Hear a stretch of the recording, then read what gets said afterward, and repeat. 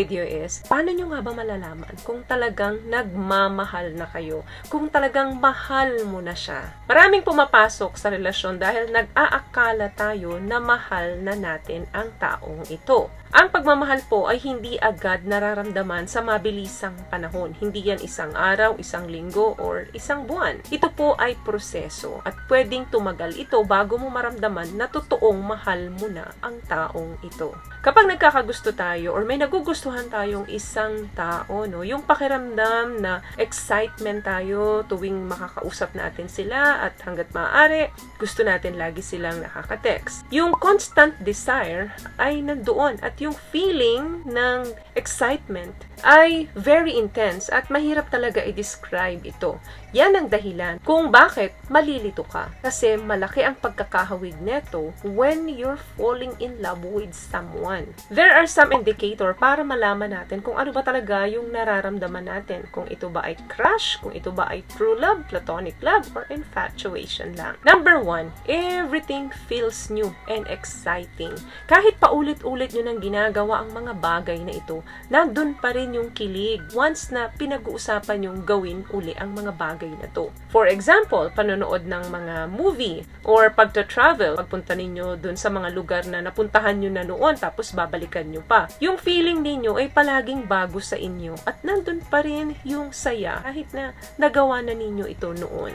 Number 2, your relationship feels easy. Yung kasama mo, yung tamang tao sa buhay mo, yung taong mahal mo talaga for real, ay hindi po talaga mahirap yan. Hindi ka talaga makakaramdam na nagsistruggle ka tuwing kasama mo siya or nakakaramdam ka ng pressure. Instead, naghahanap ka talaga ng pagkakataon na makasama mo siya because you simple want to. Kapag punong-puno ka ng pagmamahal, emotions, and empathy sa partner mo, very unique and special yung feeling na yan. At very positive yan to the point na nagiging easy na lang yung relationship ninyo. May mga disagreements, may mga arguments na nangyayari here and there, pero madali nyo itong nasusolusyonan. Because when you're in love, your priority is your relationship, not your pride. You communicate, you compromise, at nagiging responsive kayo rather than reactive. Another thing, this person is on your mind every time. All the time, nasa isip mo siya. Pag-gising mo, bago ka matulog, siya yung unang tao at huling tao na naiisip mo sa araw-araw. At hindi yan panandalian, mahabang mahaba yan.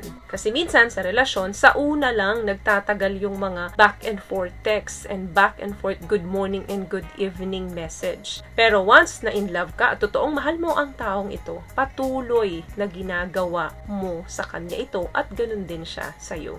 For example, pupunta ka sa isang department store, instead bibili ka ng gamit mo or kailangan mo, hindi pwedeng hindi siya sasagi sa isip mo pag nakakita ka ng damit or accessories or bags na sa tingin mong gusto niya, naaalala mo kaagad siya. Pag nagmamahal ka ng totoo, ang taong ito ay palaging nasa isip mo in a healthy way at hindi overwhelming. Very calm and secure yung relationship mo sa kanya. What I love about this product, itong No More Dark Secret ng Skin, bukod sa may advanced whitening na siya na kung saan pwede niyang matulungan na pumuti yung mga singit-singit mo, moisturizing, meron siyang anti-irritation, antibacterial, maintain healthy pH level. Hindi lang pambabae, meron din po tayong pang-lalaki. Another thing, nagkakaroon ka ng empathy towards your partner. Empathy is very, very important sa relationship. Empathy is a byproduct of intimacy. Nakikita mo na siya ang extension mo. Kaya iingatan mo na masaktan siya. Dahil pag nasaktan mo siya, mas masasaktan ka. Pag masaya siya, mas masaya ka. So meaning, same feelings kayo. Pareho kayo ng emotions. May mga maliliit na sacrifices kang ibinibigay sa kanya in order for him or for her na maging comfortable siya. At mapasaya mo siya. For example, may sakit siya, ganyan. So ikaw agad yung natataranta para umuwi ng bahay para lang mabigyan mo siya ng attention. Small things like that is easy to do, Madaling gawin natin yan sa taong totoong mahal natin. Another Another thing, kapag mahal mo talaga or in love ka talaga sa taong ito, nagiging mabuting tao ka. You're becoming a better person. Gusto mo i-improve pa yung sarili mo sa paggawa ng goals mo or having more positive attitudes kasi gusto mong maging masaya siya at kontento siya sa'yo. Gusto mong maging proud siya sa'yo. Hindi ka nakakaramdam na kompetisyon yung pagiging magaling mo. Ang pagmamahal ay isang desisyon yan na kahit ano pa siya, kahit nakikita mo na yung mga kamalian niya, pinipili mo pa rin na mahalin siya dahil mahal mo talaga siya. No buts, no ifs. Only love. So, yun lamang guys ang video natin for today. I hope nakatulong po ang mga tips na pinag-usapan natin dito ngayon. At kung nagustuhan niyo po ang ating video, please give it a thumbs up, comment down below, and also share this video na rin po sa mga kaibigan na sa tingin niyo matutulungan ng video natin. Once again, palagi po kayong mag-iingat at palagi po kayong manalangin. Thank you guys for watching and see you on my next one. Always love yourself and be a blessing. Bye!